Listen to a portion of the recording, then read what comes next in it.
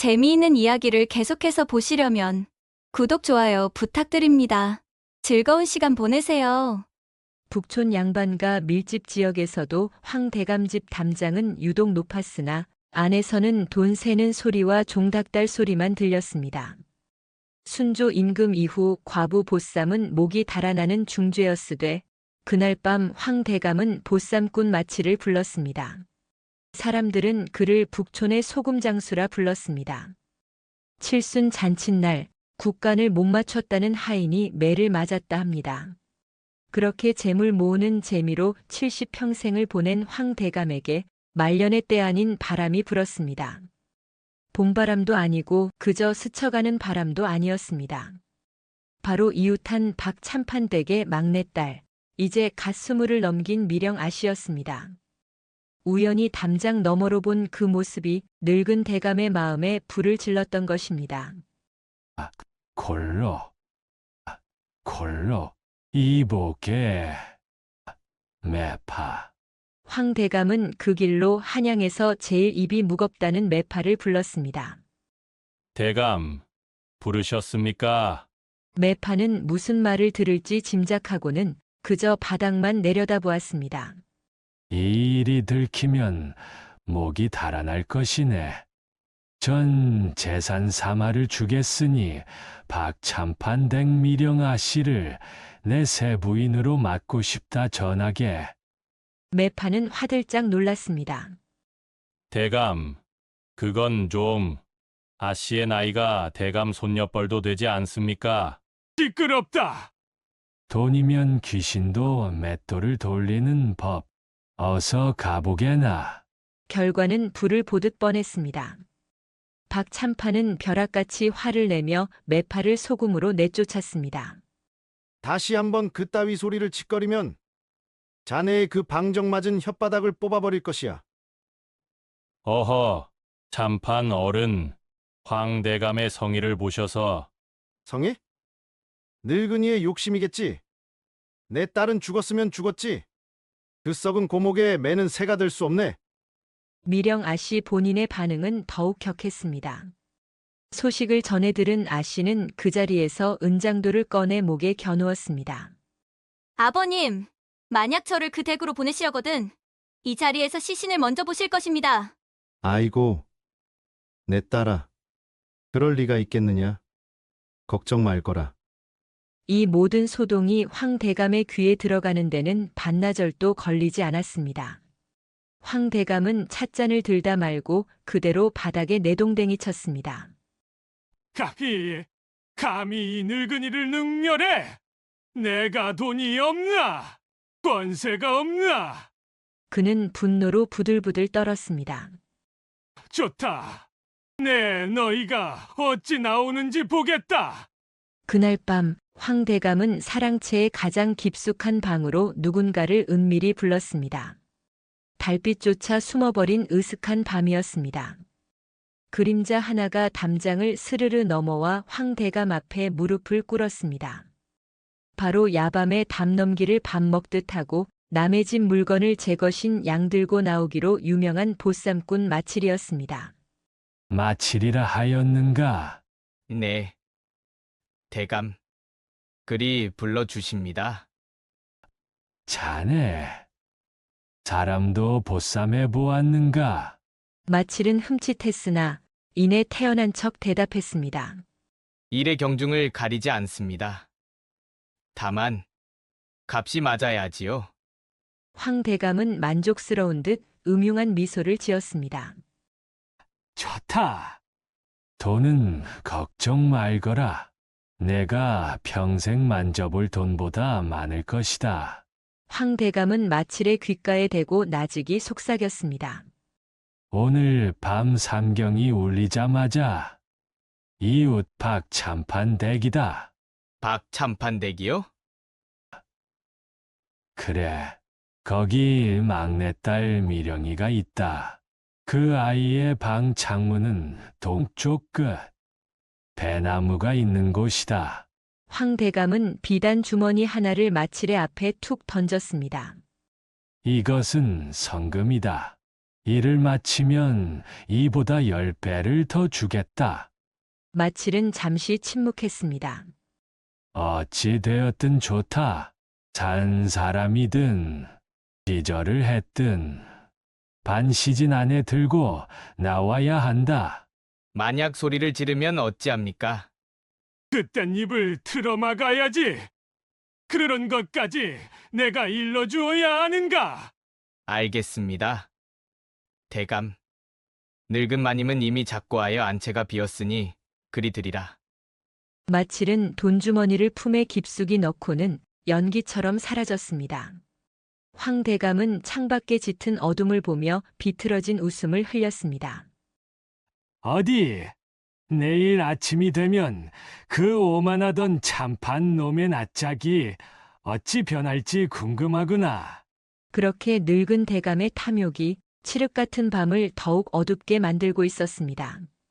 한편 그 시각 황대감의 담장에서 불과 두어 집 건너 허름하기 짝이 없는 초가에서는 또 다른 이야기가 익어가고 있었습니다. 옥부는 3년상을 마친 과부로 내일 모레 이 선비와 혼례를 약속했으되 어머니의 가르침대로 목숨은 기지로 지킨다 여겼습니다. 가진 것이라곤 책 몇 권이 전부인 선비였지만 두 사람은 마음만은 부자였습니다. 바로 조금 전에도 이 선비가 옥분의 살인문 앞을 서성이다 돌아갔습니다. 부인, 내일은 꼭 관아에 함께 갑시다. 선비님, 이 밤중에 어인 발걸음이십니까? 이것을 전해주고 싶어서.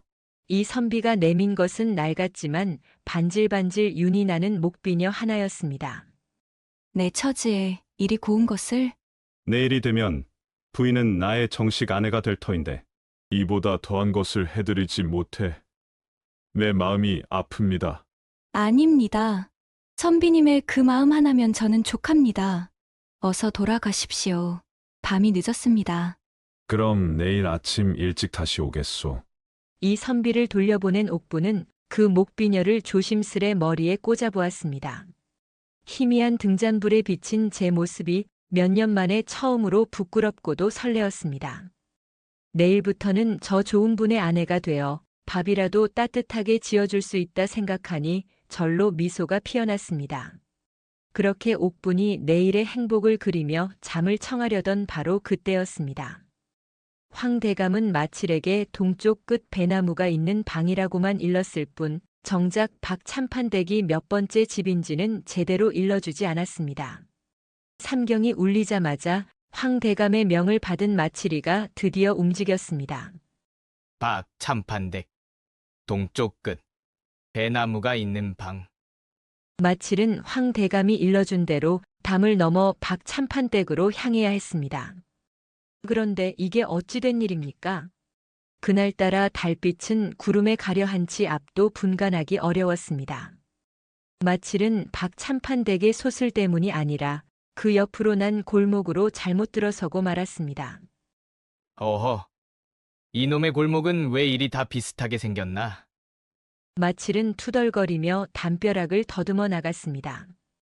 황대감 집에서 박참판댁은 바로 이웃이었으나 마칠은 그만 두 집을 더 지나쳐버렸습니다. 더욱이 그의 봄 북촌에는 배나무 심기가 유행하여 초가에서 기와집까지 할 것 없이 배나무를 심었습니다. 게다가 담장이 높아 집의 규모를 분간하기 어려웠지요. 분명 배나무가 있다 하였는데 그렇게 한참을 헤매던 마칠의 눈에 드디어 배나무 한 그루가 들어왔습니다. 공교롭게도 옥분이 사는 초가집 뒷뜰에도 오래되어 볼품없는 배나무 한 그루가 있었던 것입니다. 심지어 그 배나무 옆 작은 방에서는 옥분이 잠들지 못하고 뒤척이느라 등잔불빛이 새어나오고 있었습니다. 옳거니 저 방이로구나. 늙은 대감이 이리 누추한 집 처녀를. 마칠은 잠시 고개를 갸웃했지만 제 할 일만 생각하기로 했습니다. 에이, 내 알바가 무엇이냐? 돈만 받으면 그만이지. 마칠은 쥐 소리 하나 내지 않고 옥분의 방문 앞으로 다가섰습니다. 가느다란 쇠갈고리를 문틈으로 밀어넣어 빗장을 슬쩍 들어올리고 벼락같이 방문을 열고 들이닥쳤습니다. 아니, 이 밤중에 니씨. 옥분이 채 말을 끝내기도 전에 마칠은 옥분의 입을 틀어막고 자루에 쓸어 담았습니다. 옥분은 자신이 왜 이런 일을 당하는지 알지도 못한 채 필사적으로 발버둥 쳤습니다. 이 선비가 주었던 소중한 목비녀가 그 바람에 툭 소리를 내며 흙바닥으로 떨어졌습니다. 하지만 마칠은 아랑곳하지 않았습니다. 가볍기도 하네. 쌀한 가마니도 안 되겠구먼. 그는 옥분이 든 자루를 가뿐하게 둘러매고는 다시 어둠 속으로 황급히 사라졌습니다. 그렇게 새 삶을 눈앞에 두었던 과부 옥분은 영문도 모른 채 늙은 황대감의 집으로 끌려가고 말았습니다. 하늘도 무심하시지 옥분의 설렘과 희망이 떨어져 버린 목비녀 위로 차갑게 내려앉고 있었습니다. 이윽고 마칠이 놈이 황대감의 안방 앞에 섰습니다. 자루를 맨 어깨가 뻐근했지만 곧 받게 될 10배의 돈을 생각하니 입이 찢어졌습니다. 대감! 대감! 물건 왔습니다! 황대감은 버선발로 뛰어나왔습니다. 그 늙은 얼굴이 욕정으로 번들거렸습니다. 왔는가? 수고했네. 어서 안으로 들이게. 마칠은 안방 한가운데에 자루를 쿵 하고 내려놓았습니다. 먼지가 뽀얗게 일었습니다. 자! 약속하신! 알았네. 알았어. 그 급한 성미하고는 물건부터 확인해야지. 황대감은 떨리는 손으로 자루의 매듭을 풀었습니다. 그는 미령 아씨의 비명이나 울음을 잔뜩 기대하고 있었습니다. 스르르 자루가 열리고 안에서 굴러나온 것은 미령 아씨의 고운 비단옷이 아니었습니다. 소복 차림이나 다름없는 낡은 삼배옷을 입은 옥분이가 잔뜩 겁에 질린 채 웅크리고 있었습니다. 방 안에는 잠시 숨막히는 침묵이 흘렀습니다. 황대감의 눈이 동그래지고 마칠의 입이 떡 벌어졌습니다. 황대감은 제 눈을 몇 번이고 비볐습니다. 이게 무엇인가? 마칠은 겁에 질려 아무 말도 못했습니다. 마칠이, 이놈아, 이게 대체 누구냐? 대감. 그게 저는 분명히 박참판댁 배나무 이년이 박참판 댁딸 미령이란 말이냐? 내 놈이 노망이 들었느냐? 이년은 박참판 댁 종년이라기에도 전혀 기운이 아니다. 그제야 옥분도 정신이 들었습니다. 울어서 될 일이 아니다. 저 늙은이의 눈을 보니 길이 하나 보인다. 황대감은 당장이라도 마칠의 목을 칠 기세였습니다. 네, 이놈! 감히 나를 속여! 당장 이년을 끌어내고! 너는 내 집 기둥에 목을 매달아 주마! 마칠은 끽 소리도 못 내고 바닥에 고개를 박았습니다. 대감, 살려주십시오. 실수입니다. 달이 너무 어두워서. 시끄럽다! 바로 그때였습니다. 바들바들 떨고만 있던 옥분이 눈물을 쓱 닦아내고는 고개를 번쩍 들었습니다. 옥분은 낭낭한 목소리로 황대감의 호통을 딱 끊어 막았습니다. 잠깐. 황대감과 마칠은 어안이 벙벙하여 옥분을 쳐다보았습니다. 대감, 실수가 아닙니다. 황대감과 마칠의 눈이 동시에 옥분에게 향했습니다. 뭐라? 실수가 아니라고? 옥분은 웅크렸던 몸을 천천히 일으켜 세우고 흐트러진 머리를 매만졌습니다. 그녀의 눈이 방 구석, 기괴하게 구멍이 뚫린 검은 돌에 잠깐 머물렀습니다. 저는 복과부입니다. 대감, 하늘이 대감을 구하려 저를 보낸 것입니다. 복과부라니, 금시초문이다. 그 처녀는 상극사주라 사흘 내 대감을 파산시켰을 터. 제가 대신 왔으니 이것이 복이 아니고 무엇이겠습니까? 뭐라? 파산. 본래 미신을 맹신하고 의심이 많던 황대감이었습니다. 그의 눈동자가 흔들리기 시작했습니다. 옥분의 말에는 조금의 망설임도 없었습니다. 그녀는 지금 자신의 목숨을 건 가장 큰 도박을 시작하고 있었습니다. 황 대감은 마른 침을 꿀꺽 삼켰습니다. 네, 내년이 정령 복과부란 말이냐? 대감, 제 말을 못 믿으시겠습니까? 황 대감은 옥분의 당돌함에 잠시 눌렸으나 이내 비단 주머니를 옥분의 발치에 집어 던졌습니다. 증거 없이는 한 푼도 못 준다. 내일 정오까지 이 집의 애군 근원을 밝히지 못하면 내년은 저놈과 함께 묵사발이 될 것이다. 옥분은 한치의 망설임도 없이 황 대감의 어깨에 넘어 방 안동쪽 구석을 가리켰습니다. 정오까지 갈 것도 없습니다. 대감, 저것이 무엇입니까? 그곳에는 사람 키의 반만한 기괴한 모양의 검은 수석이 놓여 있었습니다. 황 대감이 얼마 전 거금 500냥을 주고 사들여 밤낮으로 끌어안고 닦던 애장품이었습니다. 저것은 내가 가장 아끼는 관운석이다. 아닙니다. 대감, 옥분은 고개를 가로저었습니다. 저 돌은 7 구멍에서 피눈물 흘리는 망자의 얼굴을 닮았으니 밤마다 대감의 전기를 빨아먹는 흉석입니다. 대감께서 최근 밤잠 설치고 헛기침 나신 것도 저 때문입니다. 네, 내가 그것을 어찌... 복과부의 눈에는 모든 애군의 근원이 보이는 법입니다. 대감께서는 지금 500냥짜리 돌덩이가 아니라 500냥짜리 저승사자를 곁에 두신 것입니다. 옥분의 목소리는 서리발처럼 차가웠습니다. 황 대감은 어하는 소리도 내지 못하고 그 자리에 주저앉을 뻔했습니다. 그때까지 바닥에 납작 엎드려 있던 마치리가 눈치 없이 끼어들었습니다. 대감. 그럼 저는 어찌? 약속한 돈은 황 대감은 그제야 제정신이 들었습니다. 그는 자신의 낭패한 모습을 마칠에게 보인 것이 분했습니다. 시끄럽다.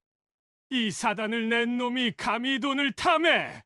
황 대감은 옥분에게는 한없이 유약해졌지만 마칠에게는 여전히 사나운 호랑이였습니다. 저놈의 주둥이를 틀어막고 당장 뒤뜰광에 가두어라. 대감. 잘못했습니다. 대감. 내 놈이 저지른 실수가 아니라 하늘이 내린 실수라 하니 내 놈의 목숨은 붙여주마. 허나 이 일이 수습될 때까지는 쥐 죽은 듯이 처박혀 있거라. 마칠은 억울했지만 졸지의 보쌈꾼에서 죄인이 되어 하인들에게 끌려나갔습니다. 방 안에는 다시 황 대감과 옥분 단둘만 남았습니다. 황 대감은 옥분에게 조심스럽게 다가와 아까와는 전혀 다른 목소리로 물었습니다. 복과부라 하였지요. 네, 대감. 그럼 저 흉석은 어찌해야 하오? 옥분은 잠시 숨을 골랐습니다. 이제 이 늙은 대감을 완전히 제 소나귀에 넣을 차례였습니다. 방법은 하나뿐입니다. 하나뿐이라니 그것이 무엇이오? 깨트려야 합니다. 그것도 오늘 밤 당장 대감의 손으로 직접 깨부수셔야 합니다. 뭐라? 500냥짜리를 깨부수라고? 황 대감의 얼굴이 새하얗게 질렸습니다. 재물을 모으는 것이 천성인 그에게 제 돈을 깨부수라는 것은 죽으라는 소리와 같았습니다. 옥부는 그런 황 대감의 속을 꿰뚫어 보듯 나직하지만 힘있는 목소리로 말했습니다. 500냥이 아까우십니까? 아니면 대감의 목숨과 이 집안의 천년 복록이 아까우십니까? 황 대감은 두 주먹을 쥐었다 폈다 하며 피눈물 흘리는 망자의 얼굴을 닮았다는 저 흉석을 노려보았습니다. 황 대감은 500냥이라는 말에 가슴이 찢어지는 듯 했습니다. 그것은 가난한 백성이 100년은 좋게 먹고 살 돈이었습니다. 500냥이 아까우십니까? 대감의 목숨이 아까우십니까? 황대감은 마른 침을 삼켰습니다. 원호는 강물에 버려진다 해도 대감을 끝까지 쫓아올 것입니다. 히, 황대감은 상상만 해도 끔찍하다는 듯 몸서리를 쳤습니다. 결국 황대감의 탐욕이 그의 미신에 무릎을 꿇었습니다. 아하, 내 돈. 황대감은 눈을 질끈 감고는 방 구석에 있던 노쇠 화로를 집어들었습니다. 그는 차마 제정신으로는 못하겠는지 짐승 같은 소리를 지르며 화로를 흉석에 내리쳤습니다. 와장창. 요란한 소리와 함께 500냥짜리 수석은 그야말로 산산조각이 나버렸습니다. 황대감은 그 자리에 주저앉아 아이고 아이고 소리를 내며 통곡인지 절규인지 모를 울음을 터뜨렸습니다. 옥부는 그 모습을 말없이 지켜보았습니다. 한참을 울던 황대감이 훌쩍거리며 옥분을 올려다보았습니다. 이제 다 끝난 것이오. 옥부는 대답 대신 그를 지그시 바라보았습니다. 이제 골로. 황대감은 습관처럼 기침을 하려다 문득 멈칫했습니다. 어, 그는 제 목을 만져보았습니다. 어, 왜 그러십니까? 대감, 아니, 가슴 답답함이 스르르 가시는 듯하네. 황대감은 크게 숨을 들이마셔 보았습니다. 며칠간 가슴을 짓누르던 답답함이 마치 저 돌이 깨짐과 동시에 사라진 듯 했습니다. 세상에, 정말로 복과부, 아니, 복과부 마님이셨구려. 황대감은 그 자리에서 옥분을 향해 넙죽 큰 절을 올릴 기세였습니다. 마님, 제발 저의 어리석음을 용서하시고 이 집안을 구원해 주십시오. 네, 이제 상황은 완전히 역전되었습니다. 옥분은 천천히 고개를 끄덕였습니다. 대감, 이제 겨우 가장 큰 문턱을 넘었을 뿐입니다. 본체는 이미 더럽혀졌으니 별채로 저를 옮겨 주십시오. 애군과 싸우려면 약재와 비단옷, 그리고 양기인 금은보화가 필요합니다. 황대감은 조금 망설였지만 이미 기침까지 멎게 한 복과부의 말을 거역할 수 없었습니다. 알겠습니다.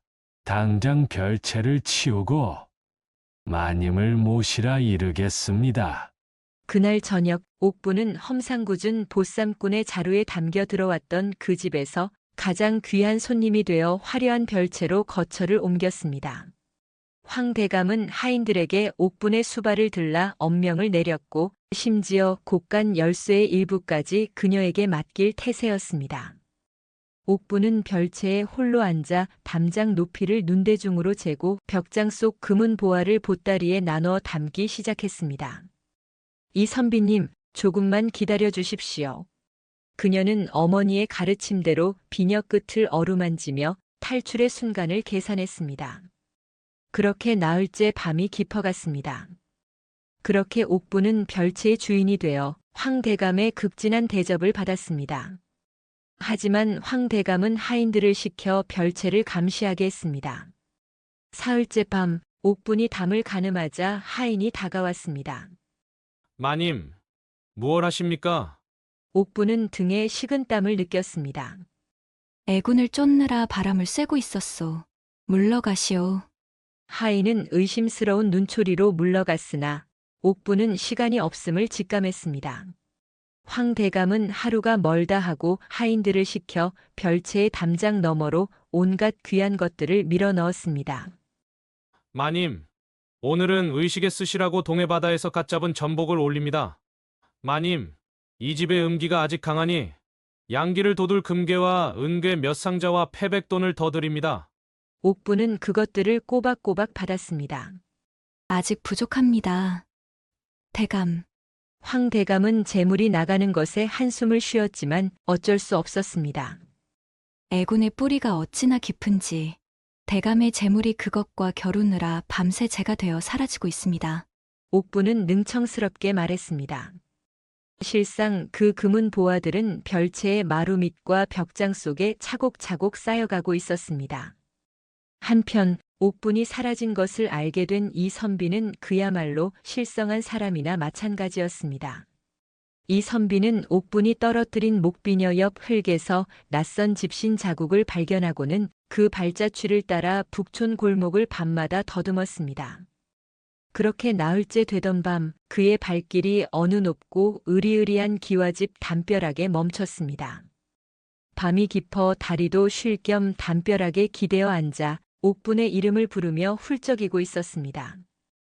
옥분, 하늘도 무심하시지. 어디에 있소? 바로 그때였습니다. 그가 기댄 담벼락 안쪽 광에 작은 환기창이 담장에 닿아 있어 안에 신음소리가 새어나왔습니다. 물 한 모금만. 그것은 바로 광에 갇혀 굶주리고 있던 마칠의 소리였습니다. 황 대감은 옥분에게 정신이 팔려 마칠의 존재를 까맣게 잊고 있었던 것입니다. 이 선비는 깜짝 놀라 주위를 살폈습니다. 누구시오? 안에 누가 있소? 마칠은 며칠 만에 처음 듣는 사람 목소리에 기겁했습니다. 살려주시오. 나는 억울하게 갇힌 사람이오. 그 집은 황 대감의 집이 아니오. 어찌 갇혔단 말이오. 이 선비는 지푸라기라도 잡는 심정으로 광의 작은 창살 틈으로 속삭였습니다. 마칠은 광에 갇혀 죽음을 앞두며 처음으로 제 죄를 뉘우치고 있었습니다. 내가 남의 인생을 짓밟았구나. 이번만은 제대로 된 일을 하고 싶소. 나는 이선비라 하오. 혹시 며칠 전 이 댁에 끌려온 여인을 보지 못했소. 그 말이 끝나자마자 광 안의 마칠이 쇠된 비명을 질렀습니다. 이선비! 옥분이라는 과부를 아시오. 이 선비는 그 자리에 얼어붙었습니다. 당신이 옥분이를 어찌 아시오? 아이고, 선비님, 제가 죽일 놈입니다. 마칠은 엉엉 울며 자초지종을 쏟아내기 시작했습니다. 황 대감의 사주를 받은 일, 길을 잘못 들어 엉뚱한 과부를 보쌈한 일, 그리고 그 과부가 지금 복과부 행세를 하며 별채에 갇혀 있다는 것까지. 모든 사실을 알게 된 이 선비는 분노와 안도가 뒤섞여 몸을 가누지 못했습니다. 내 옥분이가 살아있었구나. 그는 창살을 붙잡고 부들부들 떨었습니다. 마칠은 기회다 싶어 애원했습니다. 선비님, 이대로 가다간 저도 굶어 죽고 그 부인도 무사하지 못할 겁니다. 저 늙은 대감이 언제까지 속아 넘어갈 것 같습니까? 이 선비는 옥분을 구할 생각에 잠시 망설였습니다. 내 실수가 이 모든 일의 시작이었으니 내 손으로 바로 잡게 해주시오. 마칠은 이 집의 구조를 손바닥처럼 꿰고 있었습니다. 선비님, 나를 여기서 꺼내만 주시오. 내 그 부인을 구하고 선비님과 멀리 떠날 방도까지 마련해 주겠소. 이 선비의 퀭하던 눈에 드디어 결의의 빛이 돌아왔습니다. 어찌하면 당신을 꺼낼 수 있소. 선비가 미움 한 사발을 먹여 마칠이 기운을 추슬렀고 그는 길 안내와 손놀림만 맡기로 했습니다. 두 남자는 칠흑 같은 어둠 속 차가운 담벼락을 사이에 두고 구출 계획을 속삭이기 시작했습니다. 옥부는 황대감을 별채의 문턱으로 불렀습니다. 그녀의 얼굴은 평소보다 10배는 더 엄숙하고 비장했습니다. 대감, 오늘 밤 자시입니다. 자시라니요. 무슨 말씀이십니까? 이 집안에 남은 마지막 애군의 우두머리가 오늘 밤 대감의 명주를 끊으러 올 것입니다. 황대감은 헉하는 소리와 함께 그 자리에 주저앉을 뻔했습니다. 마님, 그럼 저는 어찌해야 합니까? 걱정 마십시오. 그래서 제가 천복맞이 대액소재를 올릴 것입니다. 대액소재라니요. 오늘 밤까지 이 집안에 모인 모든 양기, 즉 대감께서 가져오신 모든 금은보화를 별채 중앙에 산처럼 쌓으십시오. 모든 것을 다 말입니까? 그렇습니다. 그 재물이 뿜어내는 밝은 빛으로 가장 큰 어둠을 불태워야 합니다. 옥부는 황대감의 흔들리는 눈동자를 꿰뚫어 보며 말을 이었습니다. 그리고 가장 중요한 것이 하나 남았습니다. 황대감은 침을 꿀꺽 삼켰습니다. 오늘 밤 자시부터 내일 아침 해가 뜰 때까지 옥부는 황대감을 노려보며 말을 이었습니다. 이 별채에서 그 어떤 소리가 나더라도 절대 문을 열거나 엿보아서는 아니 됩니다. 무슨 소리가 난단 말입니까? 애군이 타들어가며 지르는 마지막 비명일 것입니다. 만약 대감께서 그 소리를 듣고 마음이 약해져 문을 여신다면 그 모든 애군이 도로 대감의 몸으로 파고들 것입니다. 알겠습니다. 돌부처처럼, 송장처럼 꼼짝 않고 있겠습니다. 황대감은 벌벌 떨며 본체로 돌아갔습니다. 그는 집안의 하인들을 총동원해 자신의 비밀 곳간 깊숙한 곳에 숨겨두었던 마지막 재물까지 모조리 별채로 실어 날랐습니다. 그 시각 이선비는 마칠과 함께 광의 낡은 자물쇠를 부수는 데 성공했습니다. 며칠을 굶은 마칠은 다리가 후들거렸지만 살아야 한다는 일념으로 이를 악물었습니다. 선비님, 이쪽입니다. 별채의 뒤뜰, 담장이 가장 낮은 곳입니다. 두 사람은 쥐 소리 하나 내지 않고 별채의 후미진 담벼락 밑에 몸을 숨겼습니다. 드디어 자시가 되었습니다. 옥부는 별채 안에서 일부러 녹그릇을 바닥에 굴리고 쇠붙이를 두드리기 시작했습니다. 우당탕탕, 쨍그랑, 요란한 소리가 담장을 넘어 본체까지 울려 퍼졌습니다. 그 소리를 들은 황대감은 제 방 아랫목에서 이불을 머리끝까지 뒤집어 썼습니다. 아이고, 싸운다. 우리 복과부 마님이 애군과 드디어 싸우시는구나. 황대감이 공포에 떨며 귀를 막고 있는 바로 그 순간이었습니다. 지금입니다. 받으십시오. 옥부는 재빨리 금은 보화가 가득 담긴 보따리들을 차례차례 담 너머로 밀어넘겼습니다. 마칠이 미리 짐꾼 둘과 나귀 한 피를 뒷골목에 대기시켰고 넷은 감나가는 것 위주로 보따리를 옮겼습니다. 이 선비와 마칠은 그것을 받아 짊어지느라 숨이 턱까지 찼습니다. 옥분, 어서. 선비님, 마지막 보따리가 넘어가자 마칠이 옥분의 등을 밀어 담을 넘겼습니다. 꿈에 그리던 이 선비의 품에 옥분이 안겼습니다. 별채 안에는 빈 상자와 비단 더미로 산처럼 보이게 꾸려두어 아침에 보아도 금세 눈치채기 어려웠지요. 눈물의 재회를 할 틈도 없었습니다. 어서 가시지요. 날이 밝으면 모든 것이 끝장입니다. 세 사람은 달빛도 없는 어둠을 뚫고 황대감의 집을 빠져나갔습니다.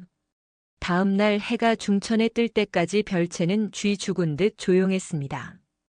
황대감은 밤새 뜬 눈으로 지새우다 용기를 내어 별채의 문을 조심스레 열었습니다. 마님. 의식은 잘 마치셨습니까? 방 안은 텅 비어 있었습니다.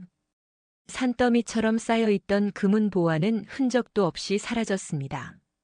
마루 한가운데에는 옥분이 이 집에 처음 끌려올 때 신고 있던 낡고 해진 집신 한 짝만이 덩그러니 놓여 있었습니다.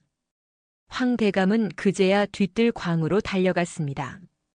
광의 문은 부서져 있고 마칠이 놈도 사라진 뒤였습니다. 황대감은 눈앞이 캄캄해졌습니다. 황대감은 어하는 소리도 지르지 못하고 그 자리에 그대로 고꾸라지고 말았습니다. 자신이 복을 드린 것이 아니라 제 발로 굴러 들어온 복을 제 손으로 몽땅 싸서 도둑에게 바친 꼴이었습니다. 하지만 애초에 처녀를 보쌈하려던 죄가 만천하에 드러날까 두려워 관아의 신고는커녕 앓는 소리 한 번 내지 못했습니다. 그저 매일 밤 깨진 흉석 조각을 어루만지며 내 돈, 내 복하고 우는 수밖에 없었지요. 한편 그 길로 멀리 남쪽 고을까지 내려간 옥분과 이선비는 어찌 되었을까요? 두 사람은 가져온 재물의 아주 작은 일부로 아담한 기와집과 밭 몇 마지기를 샀습니다. 이 선비는 자신들의 목숨을 구해준 마칠에게도 두둑한 미천을 쥐어주며 새 삶을 살라 하였습니다. 선비님, 부인, 이 은혜를 어찌 가시오. 그리고 다시는 남의 집 담을 넘지 마시오. 그리고 마침내 옥분과 이 선비는 뒤늦은 혼례를 올렸습니다. 이 선비는 옥분의 머리에 그날 밤 잃어버렸던 것과 꼭 닮은 소박한 목비녀를 조심스레 다시 꽂아주었습니다. 부인, 그간 고생이 많았소. 아닙니다. 선비님, 이제야 제자리를 찾은 것뿐입니다. 옥부는 참으로 복을 가져다주는 과부가 맞았습니다. 다만 그 복은 욕심 많은 늙은 대감이 아니라 마음씨 착한 가난한 선비의 몫이었던 것입니다. 다음 이야기가 궁금하시면 댓글과 구독, 좋아요, 알림 설정 부탁드립니다. 더 좋은 이야기로 보답드리겠습니다. 감사합니다.